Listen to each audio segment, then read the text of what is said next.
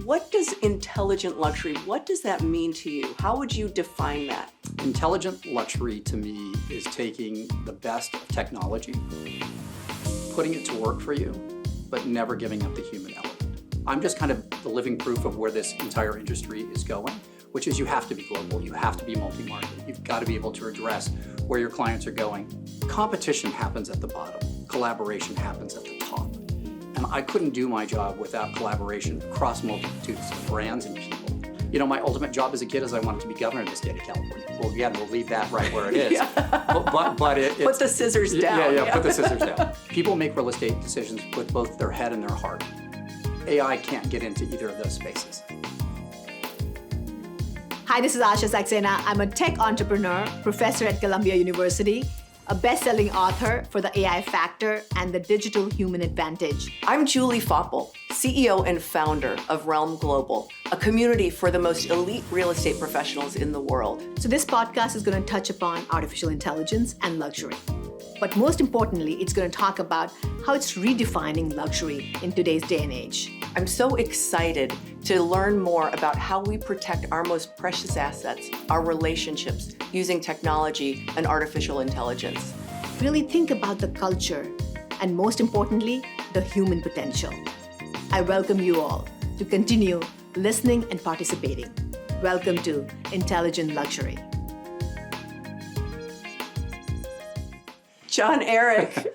Julie Foppel. It's so good to see you. It's nice to see you too. Where you are a truly global, trusted advisor to so many. And you've stopped by here, the Waldorf Astoria in New York, to spend time with us and Intelligent Luxury. It's good to see you in New York. Yeah. We see each other all over the globe, but yeah. I mean, it's amazing. And so now you have built this remarkable practice. And practice is kind of the wrong word because what you're doing is really perfection. It's global advisory. Yeah. And so you've built this advisory between Washington, D.C., London, and soon Los Angeles. Soon to be back in California, back in my home state. So unpack that a little bit. I mean, that is worldwide, and you're counseling some of the most influential, whether it's business people, politicians, celebrities. I mean, you run the gamut. I do. I'm very fortunate that way. But, you know, I started my life in California, as you know, in LA, which led me to college in Washington. I had a great life in Washington. I did politics, I worked in the media, found myself in this real estate gig that you and I do on a daily basis. But so many of the clients that I dealt with were international, which led me to my favorite city in the world, which is London. It is the place I feel most at home. Most people don't land at Heathrow and feel like they've made it. I land at Heathrow and feel like I'm home. And so from there, the amount of cross-pollination between London and Los Angeles is really massive and seismic. I'm from California, I love that word seismic, but it's led me back home. And so it each has been a step in another direction, and it's ultimately just bring me back to Los Angeles. So, John, I mean, when you think about, I'm thinking about the provenance of this spectacular hotel. And I'm also thinking about the provincial nature of Washington, D.C., yes, the provenance of London and the UK in general. And yet you are somebody who is a visionary and somebody who kind of sees the future. How do all of those things play into your intelligent luxury? I think you and I both know, I was fortunate enough to speak at the Realm Global Conference in Palm Beach last year. And we had a international panel. And I got up there and I said, if you're not having a conversation with your clients about global real estate purchasing, you're missing the boat. And I think I'm just kind of the living proof of where this entire industry is going, which is you have to be global, you have to be multi-market. You've got to be able to address where your clients are going, whether it's you helping them boots on the ground or being able to fill in those voids for the right people to assist them no matter where they're going. And so for me, this global advisory has just kind of been born from my own clients, my own preferences and lifestyle. I tend to travel to the same places my clients go, which makes it easier for us to have a great conversation about places to go, places to eat, places, you know, to travel and all of those different things. So it's worked out extraordinarily well for me. Well, so that's one of the things that strikes me about who you are kind of as a friend and as a colleague and as somebody that is building this incredible service is that you are somebody that really meets your clients as a peer. Yes. You know, and so now that you've got kind of since ChatGPT and this onset of this huge technological revolution, how does all of that interplay, as we kind of look at the future? Listen, I think AI and all of the tools that we have are purely a tool in the toolbox to help us get to certain conclusions. But as I said before we started this conversation, which is if the client can feel the technology, we've lost. It's a personal business. We have to use it as a way of getting us certain information, but there are so many touch points. It's invaluable for us, but at the same time, that personal connection is never going to be lost because people make real estate decisions with both their head and their heart. AI can't get into either of those spaces. Whoa, that is so well said. And I mean, you think about it though, and it's true because it really is. I mean, my co-host Asha says it best. She's like, look, this is all. It's about kind of that silent passenger that is enabling, but not delivering. Correct. You can never ever kind of replace us is my ultimate thing because there are things that you can see when you're face to face that a computer can't. Is the client moving really fast or are they pulling back? AI can kind of lay that out for you, but why are they pulling back? What's the onus for it? What all of a sudden changed? Those are personal conversations and feeling somebody out. Again, a computer can't do that. It's incredibly valuable. It can help you pull a lot of data points if they're doing it with a head buy as opposed to a heart buy. But together, all of that stuff comes together for us to be able to provide really amazing advisory work on a one-to-one basis. Well, and so what do you think, so as you've kind of leaned into I think the statistic was that there was a 400% increase in people looking outside of the US for secondary domiciles, right, year over year. Yeah. And so you saw that before that statistic was ever published and started to build this business in London. Correct. So how did you do that? Tell us your secret. Listen, starting a business in any country that's not your own is not the easiest thing to do. So it's really, in my particular case, it was having a deep understanding of the regulatory compliances that I needed to jump. But most importantly, it was having a real love for the city. I think in the same way I love sitting here talking to you, the fact of the matter is when I'm meeting people face to face and we're onboarding as it relates to a purchase in London, the home counties or the Cotswolds, my love of the area is infectious. They get it right out of the gate, and people make these decisions for a lot of reasons. We're dealing with people who want to educate their kids in the UK. That's a completely different buyer. We're having people, quote unquote, looking for a plan B. That's a completely different buyer. There are people that are headed over that we deal with JP Morgan and Goldman Sachs and law firms that are going there for a period of time. It may turn into something more. And then an ever-growing part, and this is what I talked about earlier, which has led me back to Los Angeles, is the amount of entertainment clients, both within film and television and plays and music that go back and forth now is really amazing, and it's a huge ever-growing part of it. And so having an understanding of the visa parts there, the banking laws, the investment laws, all of those different things has really kind of come into play for how that we provide our global services. Okay, so this is a little bit out of left field, but you know me. Let's go for it. So one of the things you just brought up entertainment, and it makes me think about, one of the things Asha and I have talked a lot about is the #1 country song in America right now is an AI-generated country song. Wow, I did not know that. Yeah, isn't so there that we amazing? Go. When you think about that and you think about, okay, it took less than a day to produce, it was written by, AI, it's a great song. I mean, I can sing most of the lyrics. I didn't know, until somebody brought it to my attention.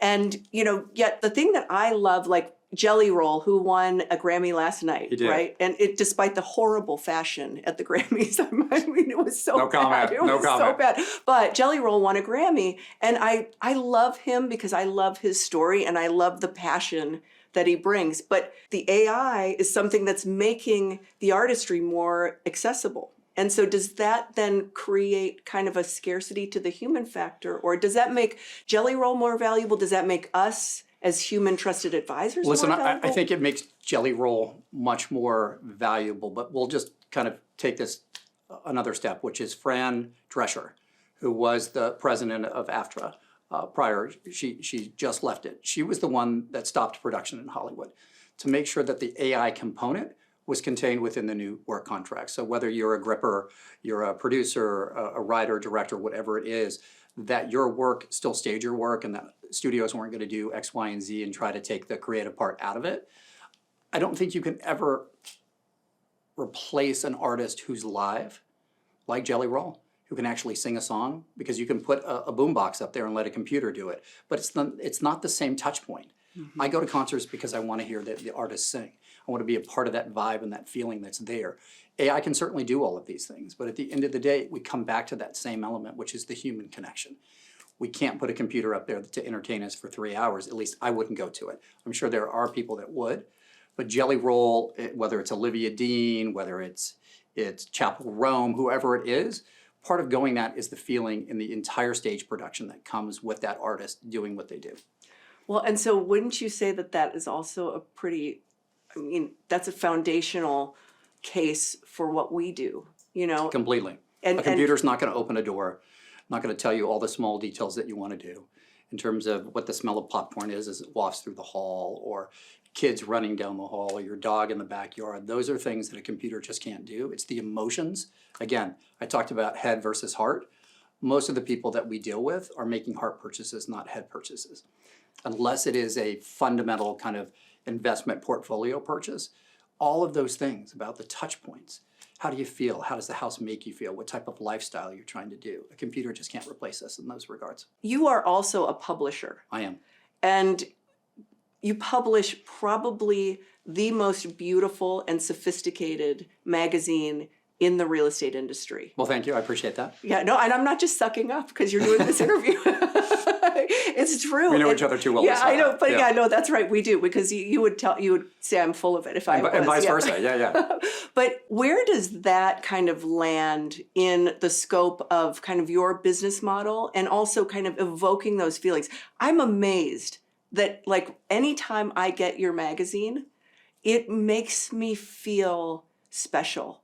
It makes me feel like I Well, I appreciate that. yeah, no, it's true. But like, I mean, I give goosebumps. Like, it's like, how do you do that though? And you know, but then also balance, because there's an efficiency and there's, you know, I mean, there's nuance. How do you do that? Well, I will say this is a great case of where AI has made me a lot more productive, has allowed me to do so many different things because I have an entire AI staff for both my magazine, my podcast, and both, well, soon to be all three parts of my real estate business. So I wake up every morning, my AI individuals have already put my calendar together, who I need to go through, what they're doing, what they've searched online. It interfaces with Google Alerts because I have a lot of clients that are super well known. So do I need to text somebody and say congratulations or I'm very sorry? So it has really helped me streamline my life. And then we go back into the touch points, which is the magazine is an extension of my brand, John Eric, which leads us back to the magazine, which is a lifestyle magazine. It's real estate and it's lifestyle, which is what we sell. It's a huge part of what we do, and the lifestyle component cannot be overestimated or underestimated in relationship to who we deal with on a daily basis, which leads me to my podcast, which is I want to talk to interesting people. I want to get behind the engine and the curtain, so to speak, and really get down to the nuts and the bolts. So many people ask the same questions of principals all the time. You know, what drove you? How did we get here? What was the catalyst? I want a different kind of take on those things, and that's what the Property Diplomat is. And once we finally drop our first episode, you'll be able to see that, which leads us back to how we operate within the real estate part of it. We do a really good job onboarding. We're trying to understand who the person is. And almost anybody, whether they want it or not, has a digital footprint. So you're able to do so much homework. And AI is another great example of how that can help you, because it can aggregate that information, but it can't supplement that personal one-on-one conversation, which we go back to the lifestyle component. Why are you doing this? What's driving you, et cetera. Those are one-on-one personal conversations that AI will never get involved with. So one, I mean, I'm in awe of the fact that you have kind of your AI trained to make you so efficient, because I think that that's something that we all really strive for. But then two, how then do you train another human to be John Eric? Like, what does that look like? How do you scale this? I don't want another human to be me. and I don't. I'm sure Lou would probably yeah, you. Totally. One of me is bad enough. But I would say that what I want is someone to be authentic. I want them to be them, not trying to be me.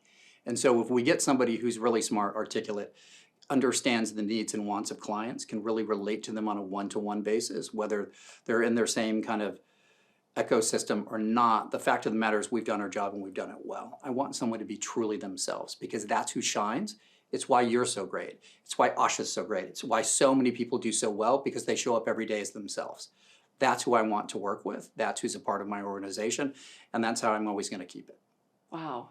I mean, that's inspiring. And it's so, I think it's a little bit unique. You know, I mean, it's why we've become dear friends. When you think about what has happened in our industry, especially, and in a lot of industries where, you know, you start to kind of pander to, you know, where you're like, okay, I'm just going to be kind of like the lowest common denominator.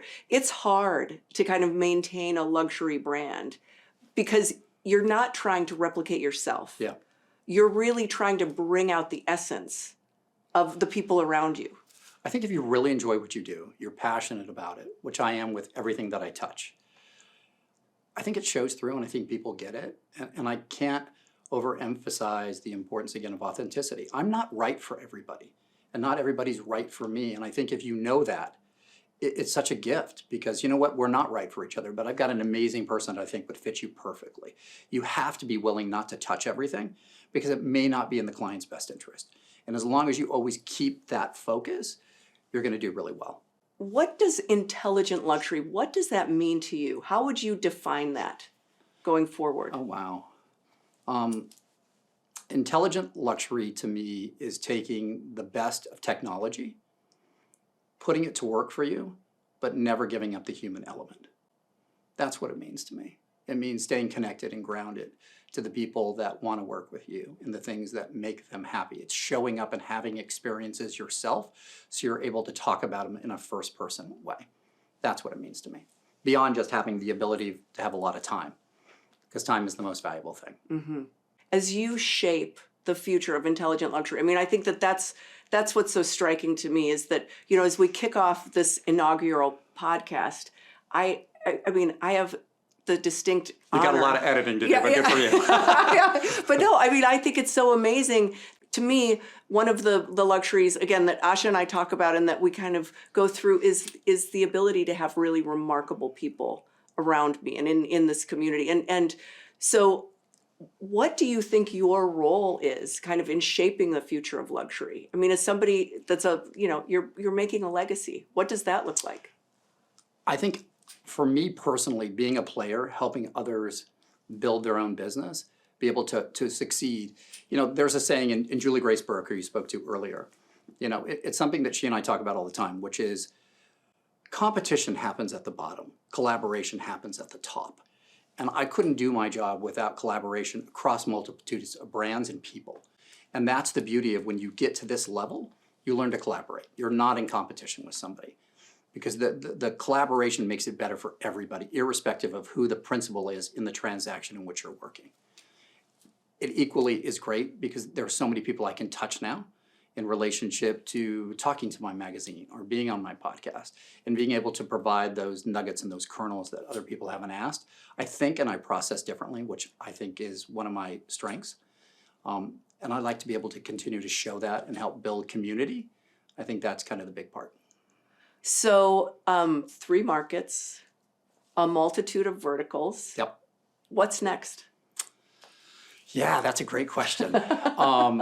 No Netflix series, I'll tell you that. Come on. No, thank you. I think you paid me a really amazing compliment about a year ago when you said, John, you're as close to Jeff Hyland as anybody that I've met. And he was such a force in LA. And it's funny that I find myself back home. And the conversations that I've had over the last couple of weeks when I've been in and out of Los Angeles, trying to figure out how this next chapter is going to land, is how many times his name has been invoked. And the class and the prestige that went along with Hilton and Highland when he was operating in full command of it. So for me, I take that as a huge badge of honor from you. But yeah. Okay, so then I've got to know, so then you embodying somebody like that, Yep. right? Which I support that statement, I still do. But doing it across multiple markets. Yeah, I was trying to avoid that conversation. So try to take you in a different way. Thanks for not taking the bait. Yeah. You know, again, it's dropping in a city that you have a real affinity for. I love my hometown of LA. I think you and I talked last week, and I was talking about the energy and the pulse coming back to California. It's been missing for a while. It's really been missing in Los Angeles. And it was a completely different feel this time. I went home, I was happy. I didn't want to get on the plane and fly out. And I feel like that is really what's happening up and down the state. San Francisco's having a renaissance. I'm really a big fan of the current mayor. I think he's done a really good job trying to get retail and things back in and turn the city around. I'm not going to jump into the political part as it relates to Los Angeles, but there is something definitely changing. And so I'd like to kind of see the narrative there change, because I do love it so much. It was the place that really formed me. It was the place that my dad owned his publishing company, which led me to my magazine today. And then I have a real affinity for Washington. I've always loved politics, even though I do try to stay away from it today. You know, my ultimate job as a kid is I wanted to be governor of the state of California. Well, again, we'll leave that right where it is. But it's, put the scissors down. Yeah, put the scissors down. But it's a case is I've lived a really amazing life. But the thing that's about it is nobody gave me anything. I've worked for everything that I got. So I ended up on Capitol Hill because I worked for it. I ended up in a presidential campaign because I worked for it. I ended up in the media places that I did because I worked for it. And then I worked really hard to stay there. And then subsequently have been able to really kind of build my passion out with these 3 multi-markets. And again, I love all 3 areas, and I feel just incredibly lucky to be able to work in all 3 of them. I find you, John Eric, to be such a steward of everything that you do. You know, I mean, whether it's publishing, whether it's advisory, whether it is placemaking or community building, I find you to be an industry steward. And so thank you. Thank you. Yeah, no, thank you for joining us today, for helping us to define intelligent luxury and kind of what the future looks like. My pleasure. It's always good to be with you. Thanks, Julie. Thank you for joining us for another episode of Intelligent Luxury. Asha and I are delighted to continue on this journey with you as we continue to unpack the soul of the transaction and the intelligence of the technology. At its best, luxury is intentional. So are the ideas you choose to engage with. If this episode inspires you or informs you, continue watching, continue listening, continue learning, and be on the path of growth. Thank you for listening. This is Intelligent Luxury.